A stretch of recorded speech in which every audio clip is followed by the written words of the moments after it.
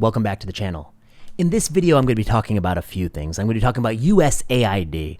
I'm going to be talking about the Bobby Kennedy Jr. hearings, particularly Samoa. I'm going to be talking about DEI and the NIH. And if you're watching this on YouTube, it's going to be a single, uncut video. If you're watching this on Instagram, it's going to be a series of clips. So that's why I'm going to break up these topics. All right, let's get started. You know, I was reading that Elon Musk has identified 6 engineers, and he's brought them into Doge, and right now they're taking the axe to USAID, a U.S. organization that takes $50 billion a year and gives it out globally. They put the names of these 6 kids out, and they named them as government employees being brought in for this task by Elon, and they were all between the ages of 19 and 24. And Wired magazine was intensely critical. What can these young kids teach us about government efficiency? Why do they have such a huge role in Treasury and USAID? What can they do? And I saw online people were intensely critical of these boys, young men. I had a chance to read about a couple of them, and here's what I learned. 1, they say this kid is the savant in computer science. He went to UC Berkeley. His colleague says the night before the examination was due, he accidentally deleted pages and pages of code. And this guy just calmly sat there and said, well, I'll rewrite the whole thing from memory tonight. And he actually wrote it better than it was originally written. He's supposed to be a savant. There's another kid who apparently there's some competition and they find some ancient scroll, I think some Phoenician scroll, some old ass scroll, and nobody knows what the writing on this scroll means. And there's a competition using this publicly available scroll data to see who can solve it using artificial intelligence and machine learning to try to figure out what the scroll means. And this kid is number 1 at figuring out what the scroll means using some very complicated computer algorithm.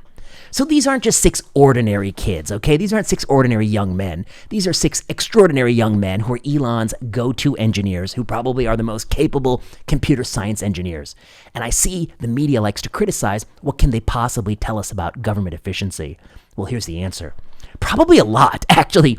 You probably can learn a lot from these extremely smart 6 kids. They probably can find inefficiencies that your bloated bureaucracy full of old people and old brains, including my old brain, can't figure out.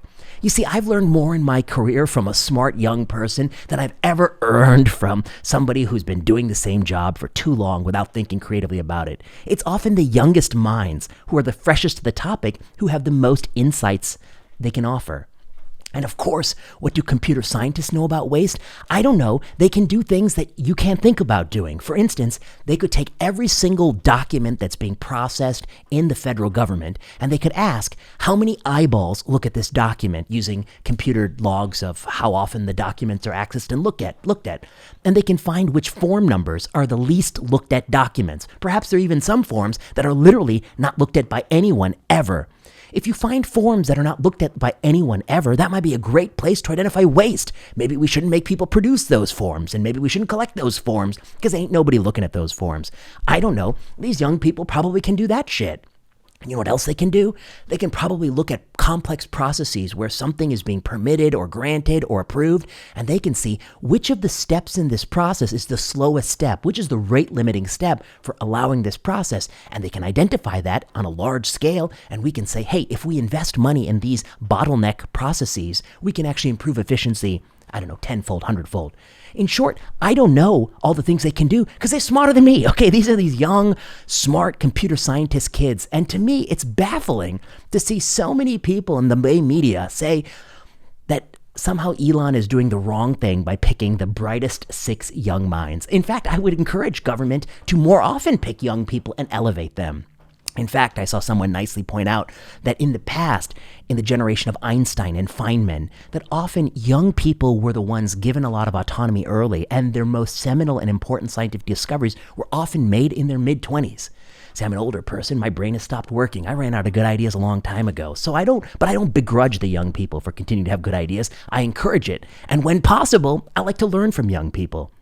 You see, recently I wrote an essay on sensible medicine about eulogy versus resume values, and I credit that essay to a student who works with me who is about to go to medical school next year, and he's a smart student. He often says things I haven't thought about.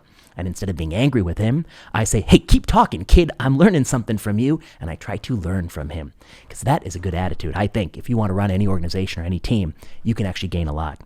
So by picking 6 kids, is Elon somehow made, I keep calling them kids, but they're young men. They're grown young men. And they are perfectly capable of handling this task. And probably they're the 6 best people to do it, to look at government efficiency, who are not indebted to government. And somebody said, oh, well, they're not lawyers and they're not public health experts. Good. Probably these people will look at it in a very different way and identify waste in a way you wouldn't even think to look. So, good.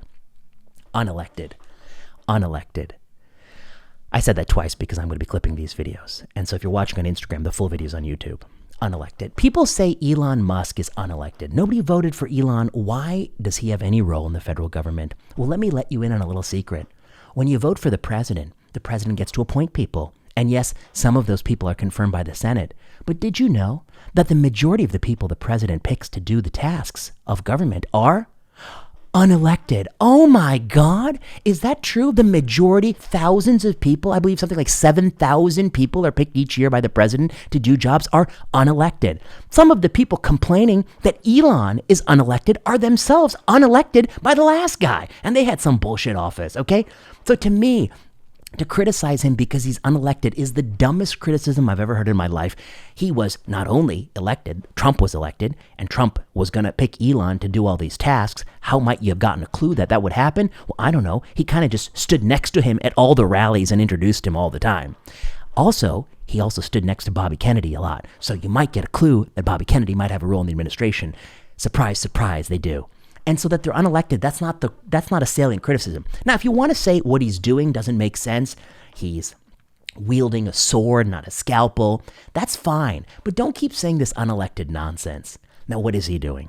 Well, he's carving up right now this weekend USAID. Now, USAID, like many organizations, is a $50 billion organization. I have no doubt that some of the spending is valuable. What is interesting is that some of the spending is also questionable or dubious. And I think it is worthwhile to try to figure out which is which. I do note that USAID funded EcoHealth Alliance, the group definitely not responsible for the coronavirus pandemic, after NIH, Fauci, stopped funding them. And EcoHealth Alliance was funded to the tune of like $30 million. It was a huge funding. So I have to ask myself, what is USAID doing funding this? And there are many, many examples. Elon's been quote tweeting a storm where you have to ask yourself, wait a second, why are we funding that? Why is USAID funding a organization that has a number of former CIA operatives to tackle misinformation? Why is USAID funding a diversity, equity, inclusion program in, say, Guatemala or sub-Saharan Africa? Why is USAID doing this? I think it's worth looking into. So whether or not you think, I've heard some people say it's illegal for the president to fold USAID into State Department. I don't think it is illegal. I think it was created by executive order, so it can be eliminated by executive order. Some people think Congress will have to approve it, fine, but I don't think what he's done is illegal, and that can be debated. But I certainly think it's worthwhile asking ourselves if all of the $50 billion in spending is necessary and useful, and whether or not it serves a purpose. And of course, I'm sure some of it is, but a lot of it might not be. And so I do suspect it is something ripe for a Doge mindset of government efficiency. Measles. RFK Jr. had the hearings last week, and they're extremely contentious along known party lines. If you're watching this on Instagram, I'm clipping the videos on YouTube. It's one long video. Measles. One of the questions that RFK Jr. was asked about was Samoa. And guess what? His answer was almost exactly what I had written on my Substack, which is that the rate of vaccination had fallen months before he even got there. So you can't blame the outbreak on him if you believe it's the vaccination rates plummeting that caused the outbreak, which I believe it to be, because it had already plummeted. Why? 2 nurses killed 2 kids in 2018. The government suspended the measles vaccine program. Rates went from 70% to 30%, and that was already the precondition for measles outbreaks. It was going to happen then. Then RFK Jr. comes in the summer of 2019, and 1 month later, the outbreak begins. He can't be responsible for the outbreak. You can't say he has, quote, blood on his hands, because the low rates of vaccination had preceded him. Now, we did something very interesting in a preprint that MedRxiv, which is funded by Chan Zuckerberg Initiative, refused to publish on their preprint server. Side note, Zuckerberg says he's against censorship. I'm soon going to write him an open letter pointing out that his own charity is funding a preprint server that has repeatedly censored content that it does not like. We'll come back to that. But we eventually published our thing on a different preprint server. Of course, they're a dime a dozen. They're not useless, but they're easily replaceable.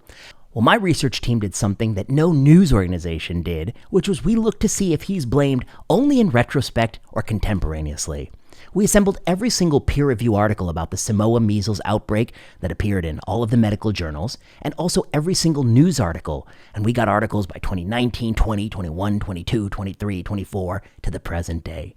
And we asked what were the things that were blamed for the Samoa measles outbreak. And a lot of the articles pretty steadily over time said, hey, those nurses killing those 2 kids with improperly drawn MMR vaccine. And then a bunch of people said, well, distrust of medical system. A bunch of people said the government suspending the measles campaign. There were a few names floated around, but there was only one name that almost never appeared in the first few years, almost never appeared 2019, 20, 21, 22, 23, but started to appear a lot in 2024 and in every single article we could find in 2025. Who do you think that one person who was rarely mentioned contemporaneously, but often mentioned right now, that person is RFK Jr. So my point of this empirical research article is just to say, now, if you're perfectly honest, people are blaming him mostly in retrospect and not at the time. And that is undermining of the claim that he is responsible for the whole damn thing, which I don't think he could be because the rates had already plummeted before he got there. How did he handle the hearings? I think people who liked him will think he did a good job, and people who don't like him will think he got destroyed by the questioners. I think at this point, all these hearings is just an opportunity for these loser senators to try to get a little viral clip of them, and they're very rarely about pursuing the truth. I don't think he was asked any questions by anybody that really allowed me to learn more about his thought process behind any issue. I would love to see these hearings behind closed doors or thrown away because they're pretty useless. Or I'd love to see somebody actually use it as an opportunity to, instead of give a sermon, to actually try to understand something about how the candidate thinks about the issues, which, who knows, probably not going to happen. DEI, diversity, equity, inclusion. If you're watching on Instagram, these are going to be clipped out. If you're watching on YouTube, it's one long video. Diversity, equity, inclusion. This is something that the Trump administration ran against, and they ran against it because most Americans don't like it. Most Americans don't like the annual meeting where we pull everyone out of their jobs and then we make a bunch of white people feel guilty about what their ancestors did. I think many people don't like that. And DEI, I think at its core, it had something really truthful. It was about that our organizations that really thrive, particularly academic organizations, have diversity across many domains. Diversity of life experiences, diversity of opinions, diversity of attitudes, diversity of race, of socioeconomics, all these kinds of factors, I think, are important types of diversity. That's the premise. But DEI has been completely broken. It didn't turn into any of these things. Diversity of thought is something absolutely not permitted by DEI. It has nothing to do with diversity of opinions. In fact, if anything, it wants to homogenize opinions. Really what DEI became at most universities is a scorecard. If you're a man, -1 point. If you're white, -1 point. If you're straight, -1 point. You get the picture. And if you're not these things, you start to accumulate points. If you have a bad personality or are not smart, you don't get any points. But if you have a medical diagnosis like ADHD or you're on the spectrum, you can get a point for that. So it's very strange to me where normal human behavior ends and where the points start being given. And of course, these points, you get enough of these points, the world is yours. All the job opportunities are yours. You can be the director of this or the director of that. And if you don't have enough points, you can't have these opportunities. And that is in fact, really what DEI has become at major universities. One thing that DEI does not include is socioeconomics. You can grow up poor and have a terrible upbringing, but you ain't getting any points if you're a poor white guy. And the other thing is that it doesn't really take into account the people who are the descendants of slaves versus people who are just fit the category of black. So for many DEI programs, it's the children of first-generation African immigrants who are benefiting most from those programs and not the descendants of slaves who have lived in certain places in this country that have had less opportunities. DEI has been perverted in all these domains. I think even all of that was tolerable to the average American, but when they started to do the annual indoctrination camps where they hire a bunch of pretty terrible consultants who charge an arm and a leg to run some bullshit training, a training that has no data that it actually makes people more compassionate or anything like that, that was when the average American broke. So Trump is going in and he's carving up DEI. I mean, he's taking DEI out of everything. He's ripping it out by the root. And I think a lot of people are happy about that. But what I'm really worried about is that there's going to be a backlash. DEI is not gone. It may be gone from most corporations, but it's not gone from the academy. It has a stranglehold on the academy. They're obsessed with this idea that you have a scorecard of grievances or historical wrongs, and you get more points, and we have to reward those people. And I think they're going to be back with a vengeance. They'll be a Democrat someday, and there's going to be DEI times 1,000,000 in these federal universities, particularly the universities that feel like they weren't able to do it all these years. There are going to be more DEI than you've ever felt before. And to me, it is important what the elite institutions do, because that's a bellwether for so many things in the world, like media and things like that. And if they go whole hog on DEI, I think we're going to have some problems. And of course, then in a few years, there'll be another deeper backlash. But I'm worried about the resurgence of DEI at these universities. How might we compromise? Ways we might compromise are maybe we should introduce intellectual diversity into DEI. I think that would go a long way to sort of defeating the bad elements of it. I think maybe growing up poor should be introduced as an element of DEI. Perhaps there should be a process by which it fades out as people go further along in training. It might be reasonable to have some assistance for people who are the first in their family to go to college.